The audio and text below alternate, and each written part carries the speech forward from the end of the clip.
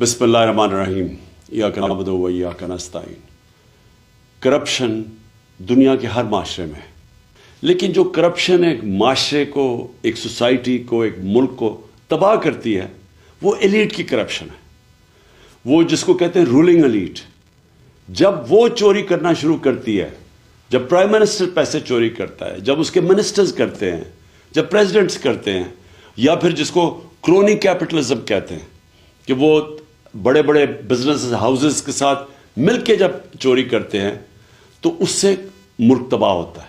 Secretary general of the United nations انہوں نے ایک پینل بنائی جس کو کہتے ہیں فیکٹ آئی پینل، اور اس نے یہ گیج کیا کہ غریب اور امیر ملکوں میں کیوں فاصلے بڑھتے جا رہے ہیں۔ تو وہ بڑے ایسے رزلٹس آئے جو کہ ساری قوم کو سمجھنا چاہیے۔ میں اپنی قوم کی بات کر رہا ہوں کہ اس کا رزلٹ نمبر 1 رزلٹ